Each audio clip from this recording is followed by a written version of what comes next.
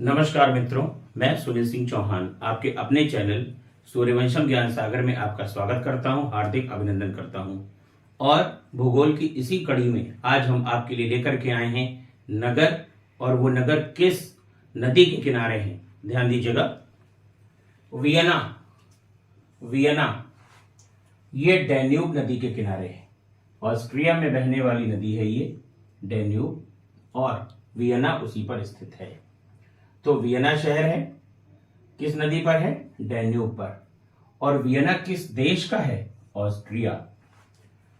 Next देखिए मित्रों, Dresden. Dresden ये एल्ब नदी के किनारे, एल्ब। और किस देश का शहर है ये?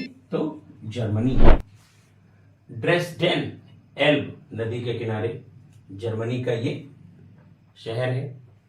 सिडनी डार्लिंग नदी के किनारे, और ऑस्ट्रेलिया का ये शहर है। सिडनी डार्लिंग नदी, यहां पर देखिएगा मर्रे डार्लिंग दो नदियां हैं यहां पर। तो सिडनी कहां पर है? डार्लिंग के किनारे, ऑस्ट्रेलिया में। देखिए मित्रों, जब मैंने क्रिकेट देखना शुरू किया तो सबसे पहला मैच हमने 1984 में देखा, और वो सिडनी में ही था।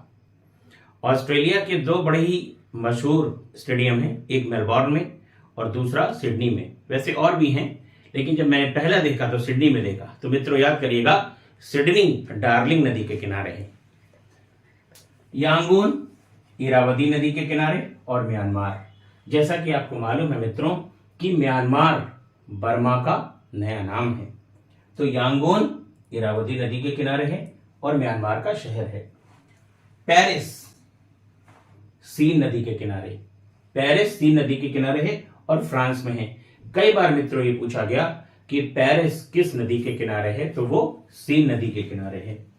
शंघाई यांगटी सीकियांग, ज्यादा शुद्ध हिंदी अगर आपको बोलनी है तो यांगटी सीकियांग कह सकते हैं। वैसे वो यांगटी सीकियांग आपको मानना है, चाइना में है। London Thames. देखिए टेम्स नदी हमारे लिए कितनी इंपॉर्टेंट है, आप इसे ध्यान दीजिएगा। इसको लंदन की गंगा कहा जाता है, लंदन की गंगा कहा जाता है। और लंदन टेम्स नदी के किनारे ही है। देखिए मद्रास बोर्ड ऑफ गवर्नर के जो थे, उन्होंने क्या कहा कि हमारी अर्थव्यवस्था जो है वो इस प्रकार की है, उस स्पंज की भांति है कि जो गंगा के किनारे सोखती है और टेम्स के किनारे निचोड़ देती है।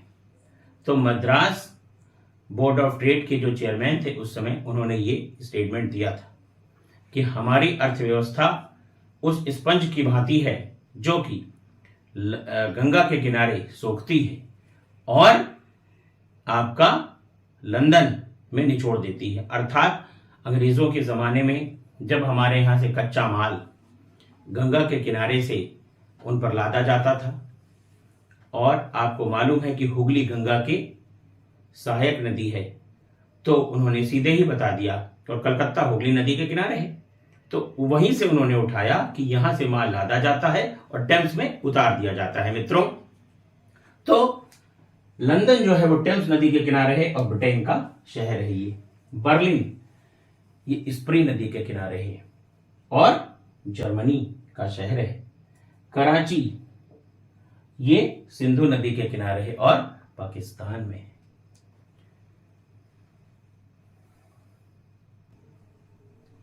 देखिए वॉशिंगटन डीसी, डीसी का मतलब होता है मित्रों डिस्ट्रिक्ट ऑफ कोलंबिया, पोटोमैक नदी के किनारे है और यूएसए में, United states of America.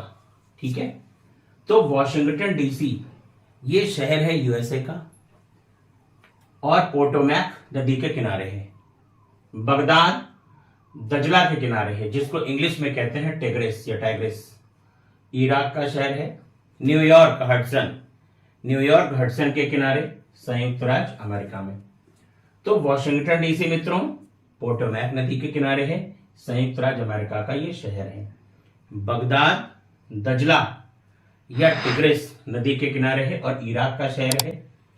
New York Hudson संयुक्त राज्य अमेरिका में है। मॉस्को ये मस्कोवा नदी के किनारे है और रूस में है। मॉस्को मस्कोवा नदी के किनारे है और रूस में है। हैम्बर्ग एल्ब और ये जर्मनी का नगर है। तो हैम्बर्ग एल्ब नदी के किनारे है और हैम्बर्ग कहां बहती है, मतलब सॉरी, हैम्बर्ग नगर कहां का है, जर्मनी का है, और एल्ब नदी कहां बहती है, जर्मनी में बहती है। तो एक बार मित्रों फिर से देखिए, वॉशिंगटन डीसी पोटोमैक, बगदाद दजला, New York Hudson, Moscow Moskva, Hamburg Elbe. देखिए मित्रों, नगर और नदी, इनसे जरूर एक प्रश्न पूछने की संभावना बनी रहती है। और आप देख रहे हैं इसी कड़ी में हमारे लिए एक बहुत ही अच्छा मौका है। 322 पद केवल आरओ एआरओ का सचिवालय में है। मित्रों कर लीजिए तैयारी, बना लीजिए अपनी जिंदगी।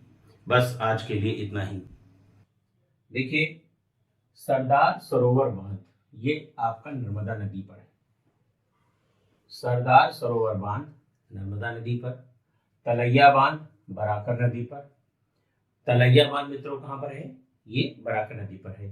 देखिए, बांध जो बनाए जाते हैं ये बनाए जाते हैं बहुउद्देशीय कामों के लिए, जैसे बिजली बनाई जाती है इनसे, सिंचाई के लिए है, पेयजल के लिए है। तो इस प्रकार इनका जो काम है वो बहुउद्देशीय है, एक उद्देश्य नहीं है, बहुउद्देशीय है। देखिए मित्रों, गांधी सागर बांध ये चंबल नदी पर है। गांधी सागर बांध चंबल नदी पर है। वही चंबल जो बीहड़ डाकुओं के लिए भी फेमस था कभी। नागार्जुन सागर बांध कृष्णा नदी पर। नागार्जुन सागर बांध कृष्णा नदी पर है। राजघाट बांध बेतवा नदी पर है।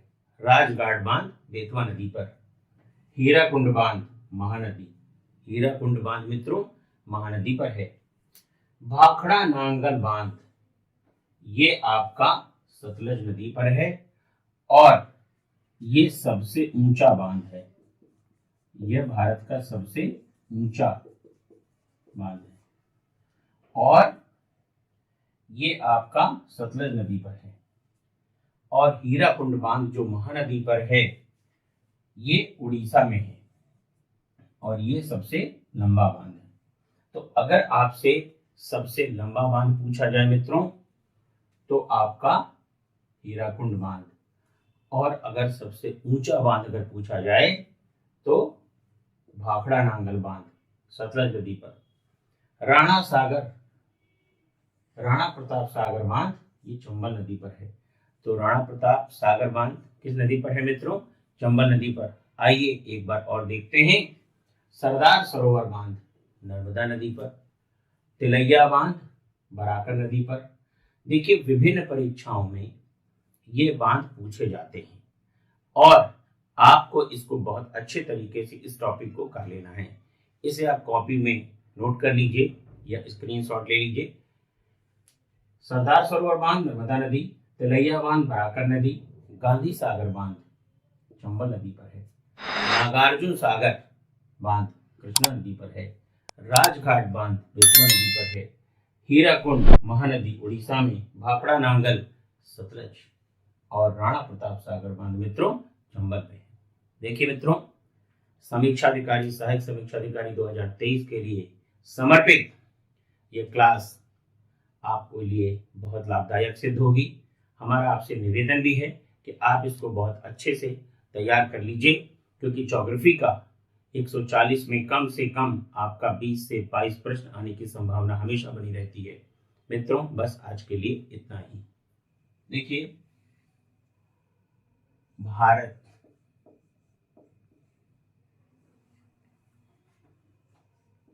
पाक जल संधि द्वारा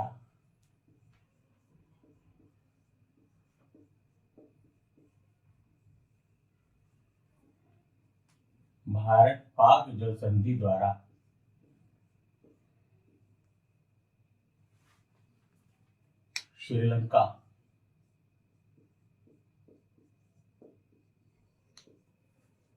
से पृथक होता है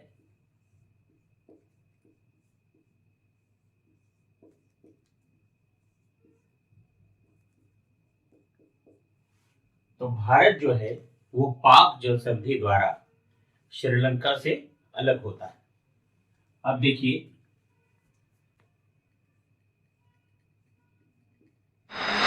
टोडा जनजाति, टोडा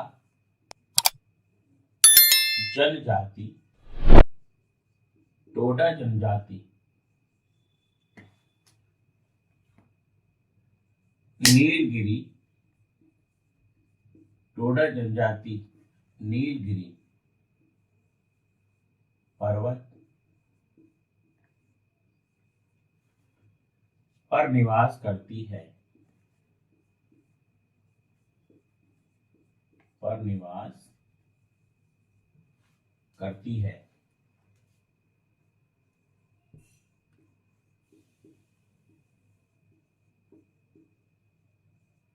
देखिए, अगर टोडा जनजाति के लिए अगर पर्वत पूछा जाएगा मित्रों तो नीलगिरी पर्वत, और अगर ये पूछा जाएगा कि टोडा जनजाति किस राज्य में है तो वो है तमिलनाडु।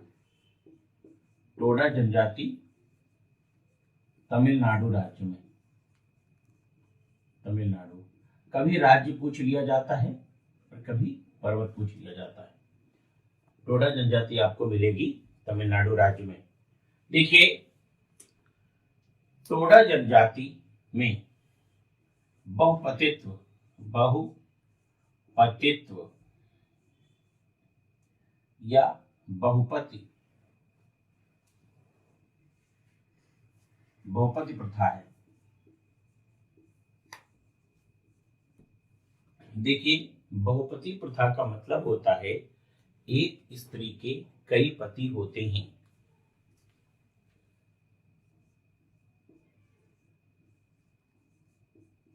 एक स्त्री के कई पति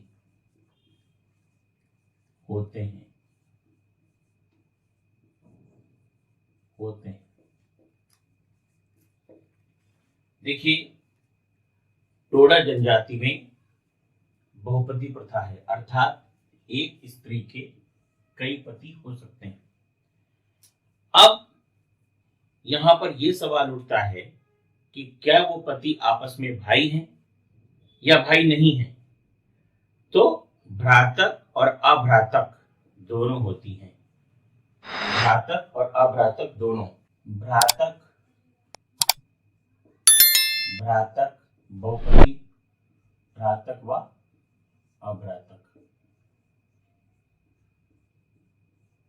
अभ्रातक, अभ्रातक।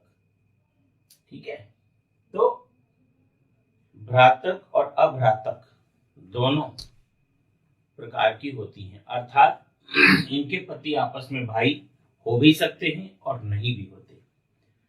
अब यहां पर मित्रों आपको ध्यान देना है कि पितृत्व निर्धारण कैसे होगा। तो उदाहरण के लिए जैसे 4 पति हैं तो अलग अलग समय पर उस स्त्री के पास आते हैं और रहते हैं। अब पितृत्व निर्धारण कैसे होगा। तो इस जनजाति में जैविक पितृत्व निर्धारण न, सामाजिक, सामाजिक पितृत्व निर्धारण, पितृत्व निर्धारण, सामाजिक पितृत्व निर्धारण होता है, निर्धारण होता है। और इसके लिए बोला जाता है परसुत पिमी संस्कार, परसुत पिमी,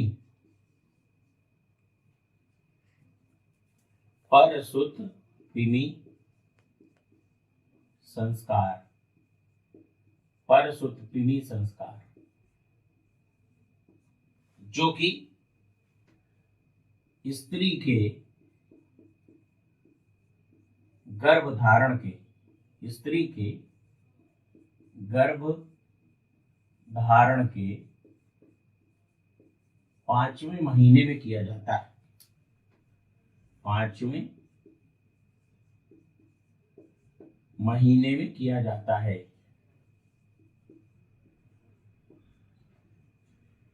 5वें महीने में किया जाता है।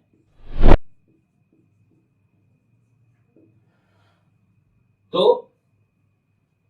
उदाहरण के लिए जैविक रूप से वो बच्चा किसी का भी हो, लेकिन अगर वो पहला बच्चा है तो जो सबसे बड़ा पति होगा उम्र में, उसका बच्चा माना जाएगा।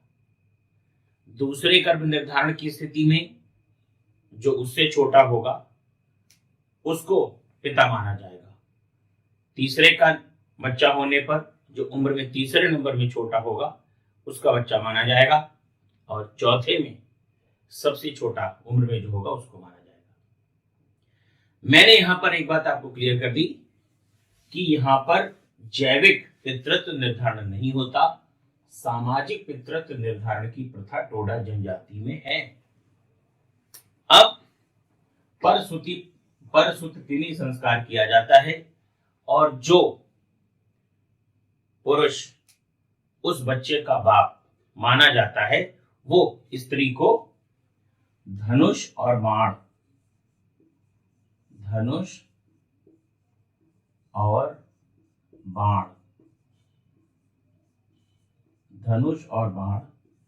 देता है। किसको देता है? गर्भवती स्त्री को।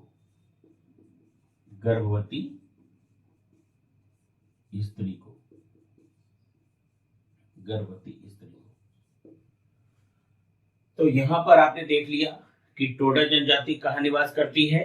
तमिलनाडु में। पर्वत पूछेगा तो नीलगिरी पर्वत पर। बहुपति प्रथा वाली यह जनजाति है जिसमें पति आपस में भाई भी हो सकते हैं, यानी कि भ्रातक, और पति नहीं भी हो सकते तो अभ्रातक। अब देखिए, टोडा जनजाति को भैंस संस्कृति कहा जाता है। टोडा जनजाति को भैंस संस्कृति कहा जाता है कि भैंस संस्कृति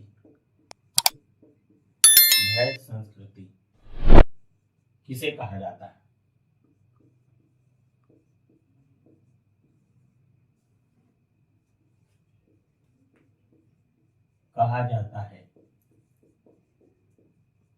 तो मित्रों, इसका उत्तर होगा टोडा जनजाति।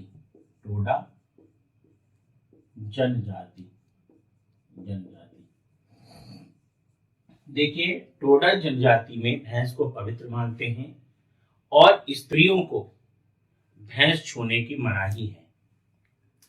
पहला, स्त्रियां भैंस नहीं छू सकती।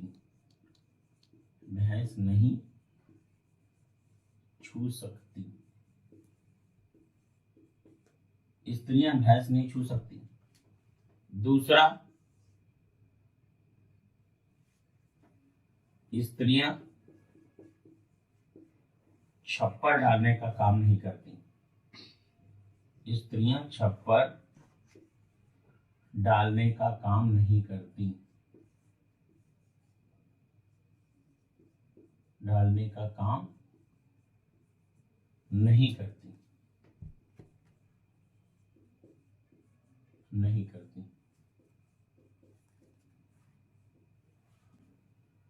तो टोडा जनजाति में भैंस को पवित्र माना जाता है। और वो प्रश्न, मैकमोहन रेखा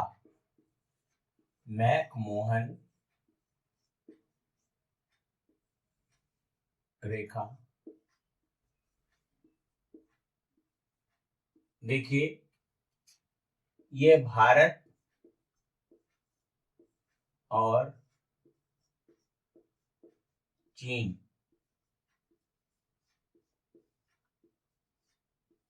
के बीच है। तो मैकमोहन रेखा भारत और चीन के बीच।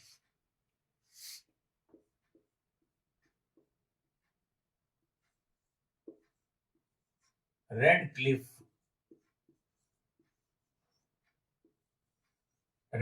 रेखा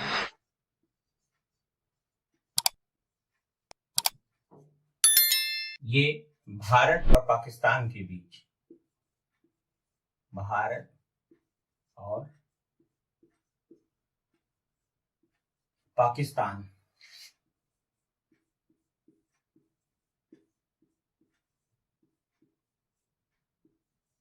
भारत और पाकिस्तान के बीच।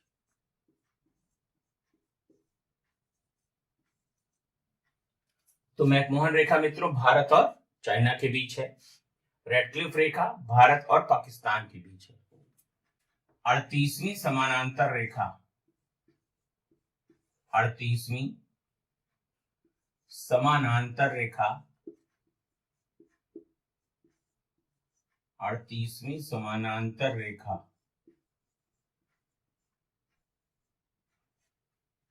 उत्तर कोरिया,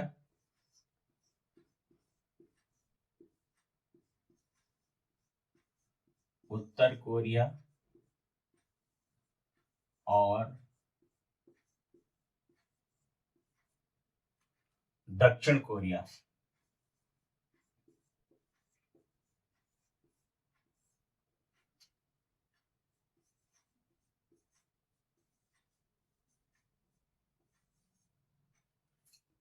और 30वीं समानांतर रेखा उत्तर कोरिया और दक्षिण कोरिया के मध्य। देखिए ये आपका सूर्य है,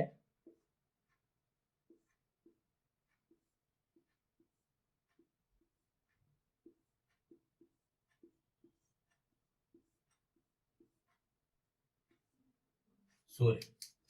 अब सूर्य से दूरी के अनुसार,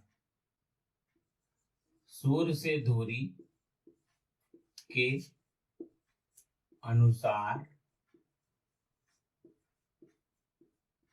ग्रहों का क्रम, ग्रहों का क्रम। देखिए सूर्य से कौन सा ग्रह कितनी दूरी पर है, कौन कम दूरी पर है, कौन अधिक दूरी पर है, ये हम आपको समझा रहे हैं। तो सूर्य से सबसे करीब का जो ग्रह है वो है बुध, बुध, फिर शुक्र,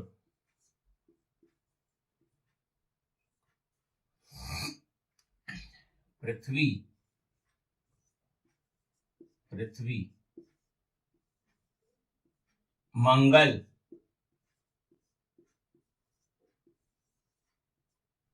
बृहस्पति,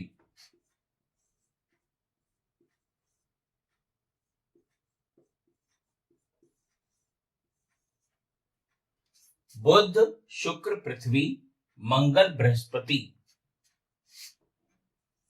शनि, अरुण और वरुण। तो वर्तमान समय में ग्रहों की संख्या मित्रों कितनी है? 8। ध्यान दीजिएगा,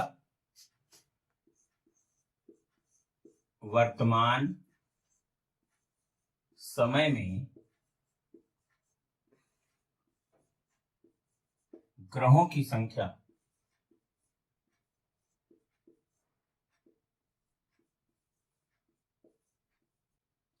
वर्तमान समय में ग्रहों की संख्या 8 है। ग्रहों की संख्या 8। देखिए 2006 में प्राग, चेक गणराज्य की राजधानी, एस्ट्रोनॉमिकल यूनियन की बैठक हुई जिसमें विश्व के एस्ट्रोनॉमर, भूगोलवेत्ता शामिल हुए और माना यह जा रहा था कि 9 ग्रहों के साथ 1 या 2 ग्रह और जोड़े जाएंगे। लेकिन जब सम्मेलन समाप्त हुआ तो उसके बाद जो रिपोर्ट सामने आई उसमें कुबेर यानी कि यम यानी कि प्लूटो को ग्रहों की श्रेणी से बाहर कर दिया गया। उसका कारण क्या था मित्रों? ये जो वरुण महोदय है ना, नेपच्यून, इनकी कक्षा का अतिक्रमण किया था। किसने? यम ने, यानी कि कुबेर ने।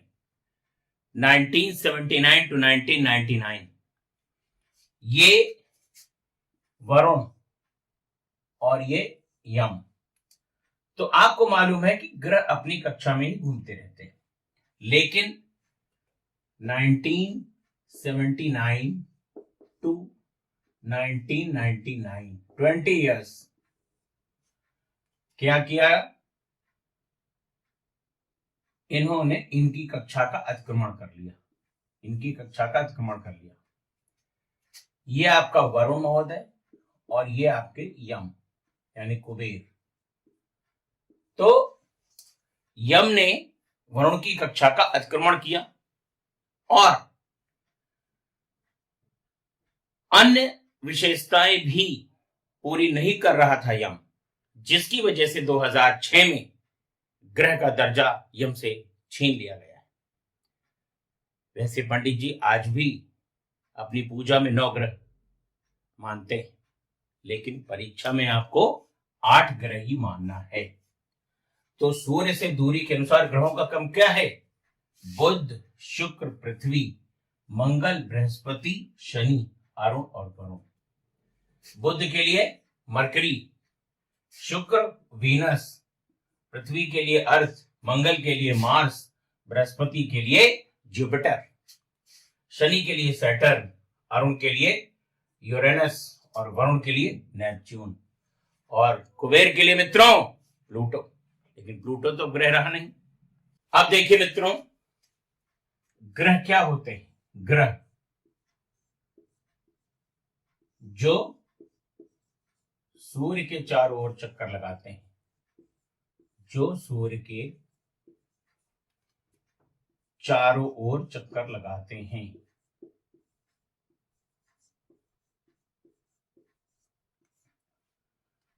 जो सूर्य के चारों ओर चक्कर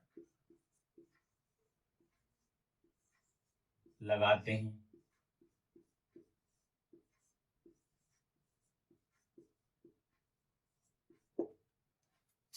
उपग्रह क्या होते हैं? उपग्रह जो ग्रहों के चारों ओर चक्कर लगाते हैं, जो ग्रह के चारों ओर चक्कर लगाते हैं।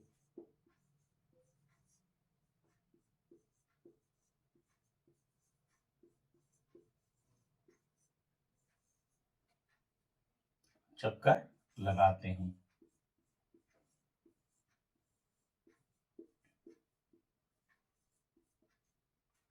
तो ग्रह क्या है? जो सूर्य की ओर चक्कर लगाते हैं। और उपग्रह क्या है? जो ग्रह के चारों ओर चक्कर लगाते हैं।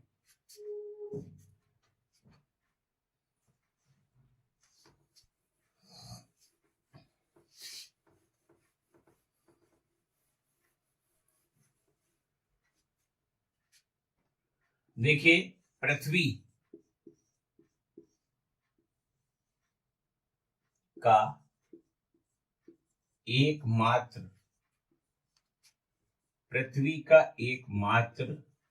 उपग्रह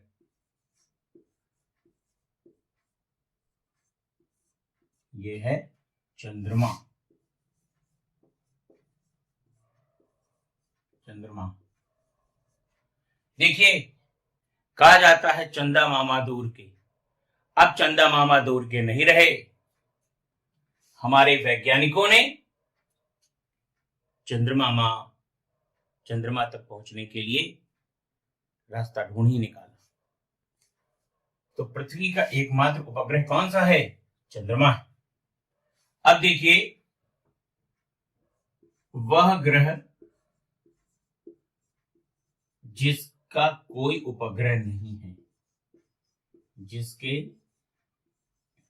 वह ग्रह जिसके या वे ग्रह जिसके कोई उपग्रह नहीं है, जिसके कोई उपग्रह नहीं है,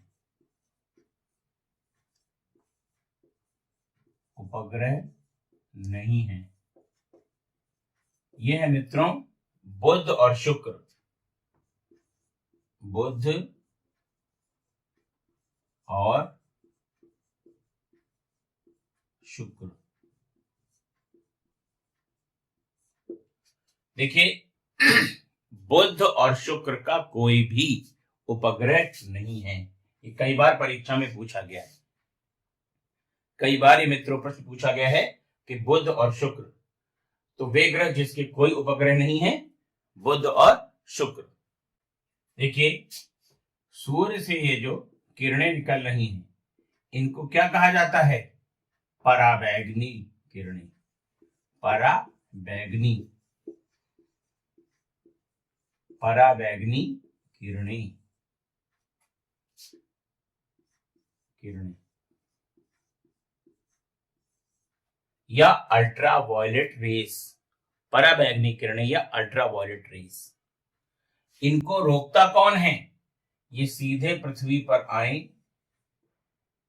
इनके बीच में होती है ओजोन लेयर, तो ये कहां पर पड़ जाती है? ये, और एक छतरी बन जाती है और अल्ट्रावायलेट रेस सीधे पृथ्वी तक आने से बच जाती है, बहुत कम आती है ओजोन। मित्रों ओजोन किस मंडल में पाई जाती है बताइए? समताप मंडल में, स्ट्रेटोस्फीयर में। देखिए मित्रों समीक्षाधिकारी, सहायक समीक्षाधिकारी, एलटीजीआईसी, यूपीपीसीएस 2024 और सिविल सर्विसेज 2024 के लिए आप हमारी लाइव क्लास के लिए दिए गए नंबरों पर संपर्क कर सकते हैं। हमारे नंबर हैं 9120 810 141 7380 554404। आप इन नंबरों पर संपर्क कर सकते हैं। बस मित्रों आज के लिए इतना ही।